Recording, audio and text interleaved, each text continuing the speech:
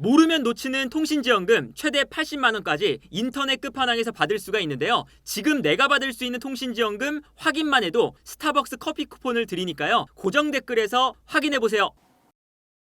정말 많은 선수가 지금 연결이 되고 있죠. 토트넘이 은베모부터 세메뇨, 디블링, 사비 시몬스, 에제 등등등등 여러 이제 윙어들과 연결이 되고 있는데 이번에는 어떤 선수와 연결이 되고 있느냐? 이번엔 쿠두스와 연결이 되고 있습니다. 웨스트햄의 쿠두스. 쿠두스가 지금 이제 가디언즈의 보도에 따르면 웨스트햄은 쿠두스 영입을 위해 토트넘이 5천만 파운드를 제시할 예정인데 이 제안은 거절할 예정입니다. 그러면서 이제 토트넘이 웨스트햄의 쿠두스를 노리고 있다라는 이야기가 나왔거든요. 그러니까 쿠두스도 기본적으로 당연히 측면 공격수를 노릴 때 이름이 나올 법한 이름이에요. 그래서 이제 지금 노리고 있는 팀들만 해도 아스날 쿠두스를 노리고 있고 첼시와 토트넘도 노리고 있다. 그래서 이제 이게 데일리 메일의 기사인데 아스날은 웨스트햄의 쿠두스를 이적 대상으로 논의를 했고 여기에 더해서 첼시와 토트넘도 마찬가지로 쿠두스를 영입 대상으로 논의를 하고 있다라는 거거든요. 근데 쿠두스가 기본적으로 이적료가 좀 비싼 선수죠. 그래서 이 웨스트햄이 원하는 이적료 어느 정도냐면 6,500만에서 8천만 파운드의 금액을 원합니다. 8천만 파운드면 하나로 따지면 1,475억 엄청난 금액이죠. 그리고 6,500만 파운드면 1,198억 1,200억 정도의 금액이에요. 최소 1,200억에서 최대 1,480억 정도의 금액에 판매하길 원한다 라는 거고, 왜 이렇게 고가의 지금 이적료가 책정이 되어 있느냐? 현재 쿠두스가 웨스트햄에서 8,500만 파운드라는 바이아웃이 걸려 있어요. 그렇기 때문에 이 바이아웃 금액은 1,567억 엄청난 금액의 바이아웃이 달려있죠. 그러다 보니까 이제 이 바이아웃에 준하는 높은 금액의 이적료가 제시되었을 때만 쿠두스를 판매한다라는 건데, 지금 이제 이런 이적설들이 좀 나오고 있는 이유는 웨스트햄 쪽에서도 아무래도 PSR 프리미어 리그에 있는 재정 페어플레이 규정을 고려하면서 이적료를 지금 만들고 싶기 때문에, 수익을 만들고 싶기 때문에 쿠두스를 판매하는 것도 고려하고 있다. 그러면서 이제 토트넘, 아스날, 첼시 이런 팀들이 노리고 있고, 여기서 웨스트햄이 이적료를 높게 책정해놨다라는 거예요. 근데 어쨌든 이 토트넘이 지금 현재 제안할 것으로 예상되는 5천만 파운드, 그러니까 토트넘은 5천만 파운드라고 생각을 하는 거거든요, 이적료를. 근데 5천만 파운드는 920억 정도입니다. 그렇기 때문에 아직까지는 이적료에 대한 차이는 꽤나 나는 상태다. 근데 이 쿠두스를 봐도 어느 정도 프랭크 감독이 원하는 스타일을 알 수가 있어요. 쿠두스도 이 선수가 밀고 나가는 힘, 달려가는 힘 자체가 굉장히 좋은 선수거든요. 은베모처럼. 쿠두스가 기본적으로는 왼쪽, 오른쪽, 중앙 다 뛸 수 있는 선수인데, 이 선수의 기본적인 장점은 피지컬이 좋아요. 힘이 엄청나게 좋습니다. 특히나 달려나갈 때. 그러니까 이게 그 토트넘이 다음 시즌에 예상되는 전술적인 특징 중에 하나가 결국에는 달려나가는 거예요. 그러니까 프랭크 감독도 상대를 끌어당기는 걸 좋아하거든요. 그래서 다음 시즌에 아마 토트넘은 수비 라인에서 볼을 잡았을 때 빨리빨리 전개하는 것보다 조금 기다릴 겁니다. 기다리면서 상대가 달려나올 때까지 기다렸다가 달려나오면서 압박을 받는 순간, 압박을 받을 때 순간적으로 좌우 측면에 있는, 지금은 뭐 손흥민과 브레넌 존슨 이런 빠른 선수들에게 달려나갈 때 빠르게 측면 공간으로 공간 패스를 넣어주는 이런 스타일이 될 거거든요.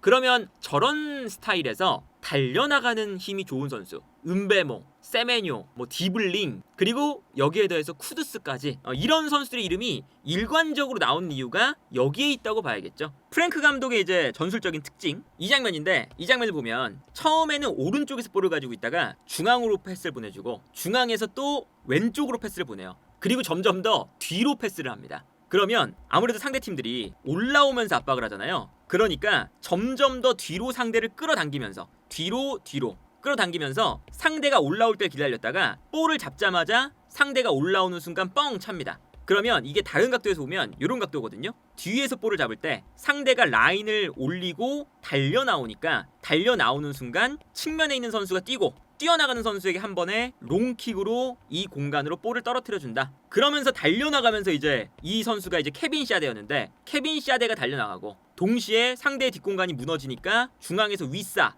은베모 달려나가는 선수들, 이 스피드를 활용해서 바로 크로스, 여기서 달려들면서 결정적인 찬스를 맞이하는 윗사의 움직임, 이런 거예요. 그러니까 이게 달려나가는 움직임을 참 좋아하는데 쿠두스가 이런 움직임을 굉장히 잘할 수 있는 선수라는 거죠. 이 선수가 특징이 어떤 거냐면 나폴리 시절 김민재 선수 있잖아요. 그래서 김민재 선수가 나폴리 때 챔스에서 아약스를 만난 적이 있어요. 그때 당시에는 쿠두스가 아약스에 있었거든요. 근데 쿠두스가 그때 당시에 김민재 선수의 몸싸움을 버텨냈던, 그때 당시에 김민재 선수가 정말 고점에 있었으니까 김민재의 몸싸움을 이겨냈던 몇 안 되는 공격수 중에 한 명입니다. 정말 힘이 좋아요. 스피드도 빠르고. 그러니까 이 선수가 그래서 이제 어떤 플레이를 가지고 있느냐, 드리블이 엄청 좋거든요. 근데 그 드리블이 어떤 스타일이냐면 힘으로 밀고 나가는 드리블이 되게 많아요. 이 장면 보면 쿠두스가 볼을 받고 있는데 여기서 상대 선수가 달려들었는데 여기서 쿠두스가 볼을 잡는 순간 상대가 계속 밉니다.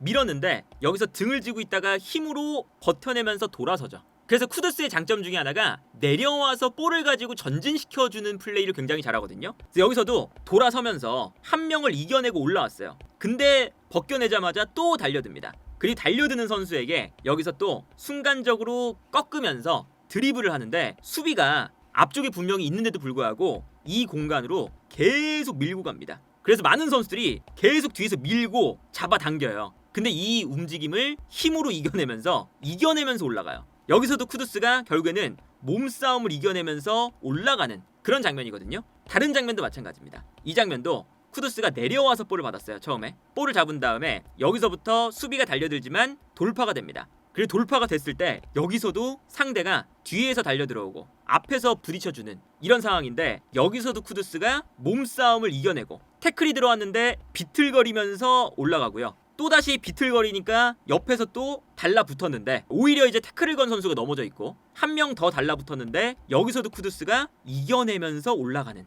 정말 무서운 힘과 균형 감각을 보여주는 선수죠. 저 선수가 저런 능력이 있기 때문에 실제로 저 선수는 측면에서도 뛰지만 원톱으로도 뛸 수 있습니다. 그래서 아약스에서도 원톱으로도 뛰었었고요. 그리고 미드필더 왼쪽 오른쪽 다 뛸 수 있어요. 중앙 수비수와도 몸싸움이 가능한 선수. 아까 김민재 선수의 몸싸움을 이겨냈을 때도 그 경기에서 쿠두스가 원톱으로 나왔었어요. 그래서 이게 그 토트넘에는 약간 쿨루셉스키를 제외하면 없는 능력이잖아요. 앞쪽에서 좀 이제 버텨줄 수 있는 드리블러. 좁은 공간에서도 볼을 소유해내면서 계속 방해를 해도 이겨내고 올라가면서 뭔가 찬스를 메이킹해주는, 메디슨은 또 그런 스타일이 아니다 보니까, 그러다 보니까 이런 스타일은 기본적으로 토트넘에 없는 유형이기도 하다. 이 장면도 보시면 쿠두스가 볼을 받아요. 근데 달라붙는 선수가 누구냐? 타코우스키입니다. 타코우스키 피지컬 엄청 좋은 선수죠. 근데 타코우스키가 뒤에서 달라붙었는데 쿠두스가 여기서 돌아서요. 그런데 여기서 타코우스키가 계속 미는데 막 붙잡거든요.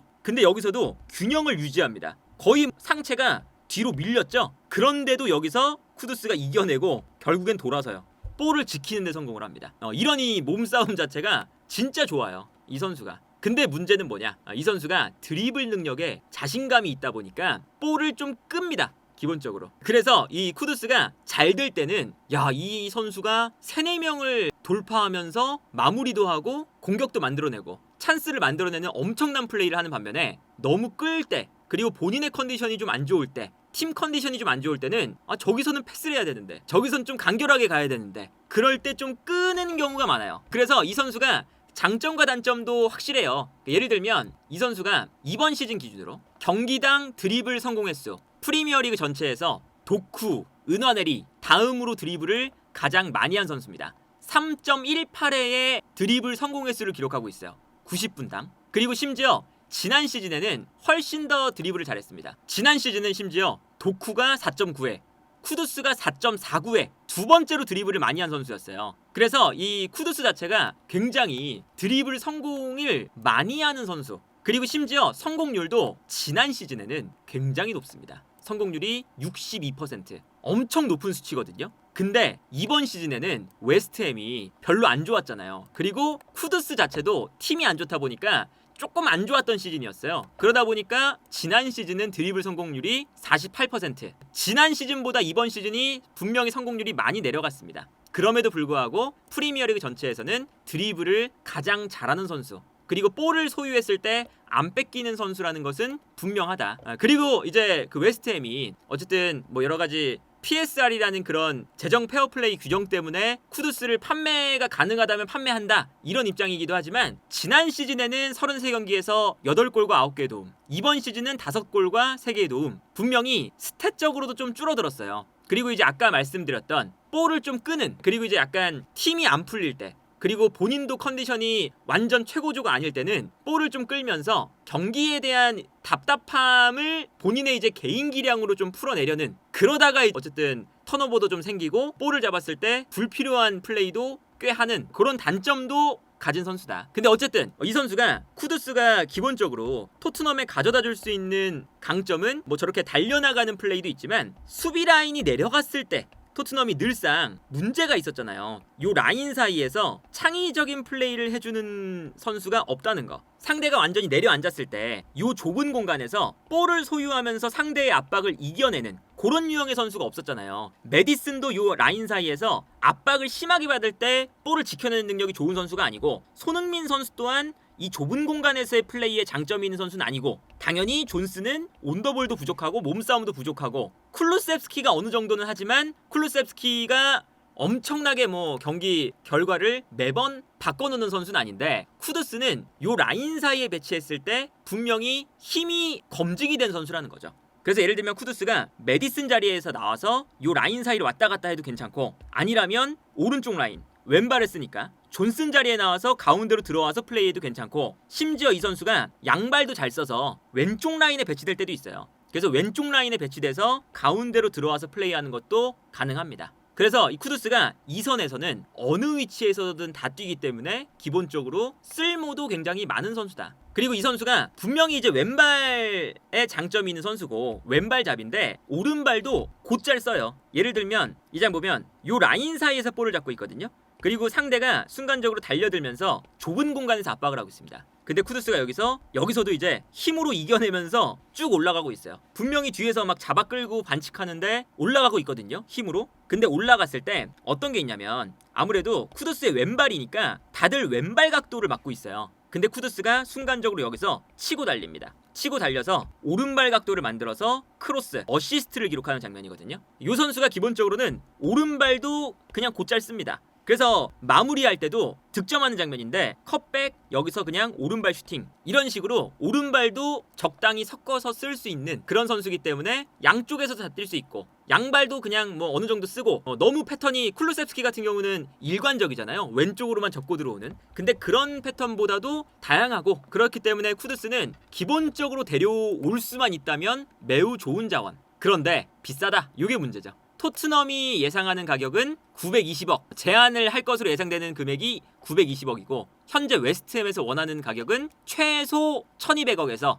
최대 1475억이기 때문에 이 종류의 차이는 기본적으로 크다. 그리고 이제 아무래도 웨스트햄에서 토트넘으로 간다라고 했을 때 런던 팀들끼리, 그리고 약간 이 토트넘과 웨스트햄에 좀 트러블도 늘 있는 편이잖아요. 그렇기 때문에 토트넘에 저렴한 가격으로 보내지는 않을 것으로 또 예상이 된다. 전반적으로 보면 쿠두스도 어쨌든 이제 영입하기는 어려운, 분명히 좋은 선수인데, 그런 선수인 건데 은베모, 쿠두스, 세메뇨 다 1000억 넘는 선수고 다 데려오면 좋은 선수거든요. 사비 시몬스 다 좋은 선수예요. 근데 비싸고, 그리고 데려오기는 좀 힘든 요런 선수들이죠, 지금 계속. 그래서 지금 이 측면 공격수 자리에 정말 소문만 무성하고, 그리고 또 토트넘이 이름만 많이 나오고 영입 시도를 한다, 제안을 해본다, 논의를 해본다, 이런 이야기만 많이 나오고 실질적으로 지금 영입된 선수는 마티스텔 한 명이다. 그래서 이게 지금 토트넘이 또다시 무성한 또 소문만 나오고 결국에는 데려오는 측면 공격수가 이 선수는 누구지? 이러면서 좀 뜬금없는 또 이제 영입을 할까봐